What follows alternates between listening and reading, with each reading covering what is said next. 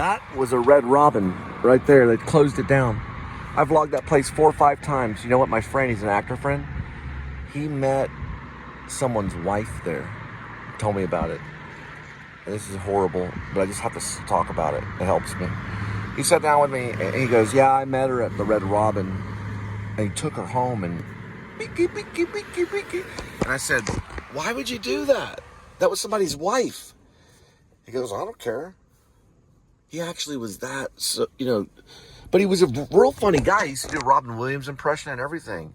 He did 2 plays with me. We did Orphans together at, well, it was over there by the ballet studio of the Main Street in Grapevine. We did Orphans. I played Treat. He played Philip. He was a great Philip. Then he also did, we did Midsummer Night's Dream. Yeah, out in Denton. Those are the 2 plays we did. When we were doing that, he was making these funky videos with Legos. Stop action videos with Legos. He had a girlfriend at that time. But yeah, he found some lady at Red Robin that was a wife of some guy. She was just, you know, desperate. And he took her home. I said, man, that's horrible. That's their marriage. He goes, I don't care. That's what he said. He goes, I don't care. I always thought about that my whole life, you know. He didn't care. I did go over to his place and we did watch Orphans together. We watched the Matthew Modine version of it. Right before, either before or after. Knowing me, I would have done it after. I would have watched it after. I think that's what we did. We might have done it during the production. We may not have. I'm not for sure. But we usually, in my case, I don't watch the movies and stuff on a play that's also a play, a stage play, and also a movie. I don't do it until after we finish the run, because you only run it for like 3 or 4 weekends. At least it's on Broadway. It can run for maybe a year. Sometimes those Broadway ones, they only last for 6 months, and then it's off Broadway forever. You know, they never see it again if it doesn't do well. Sometime a play on Broadway, it'll last 2, 3, maybe 4 weeks at the most. I've even heard some open and closed the same day, but it doesn't really matter, you know. But anyway, I remember watching it, and then we thought, when we talked about it, you know, he was actually really good in the play. I did a kind of different version of Matthew Modine, but we really liked Matthew Modine's ending. That's why I put Matthew Modine on as an actor on my actor file. We liked his ending because he worked with Albert Finney. Albert Finney was the guy that was Harold. And his ending, the ending of that play, the way they filmed it, was brilliant. I was kind of like, dang, I see what he did. He did this very, like, Greek, like, just a cathartic ending. Him screaming out and rolling around and crying because Harold died. It's about orphans. It's really good. It's set in Chicago.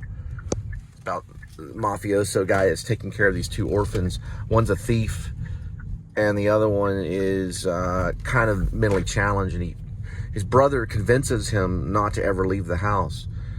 Not Harold. Harold doesn't come in. Harold's older. He'd be like an Albert Finney character. Harold was like a mafioso. He didn't come over until later.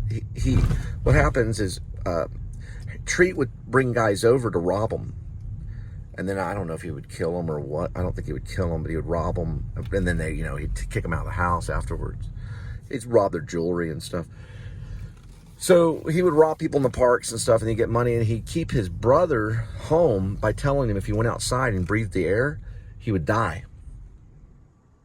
Yeah, if he went outside and breathed the air, that he would die. So he would go out sometimes to get things out of the yard. The brother would, like, that belonged to the mother.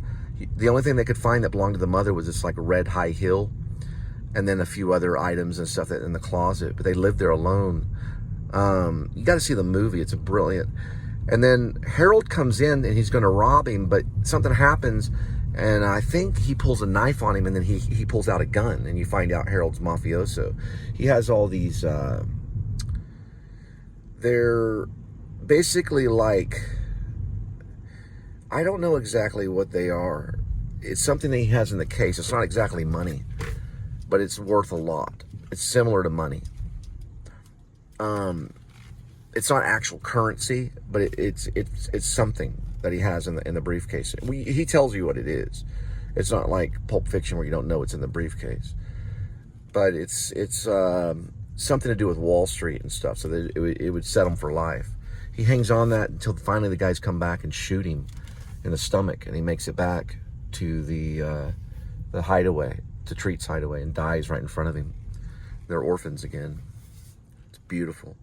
Yeah, it's Chicago, it's set in Chicago.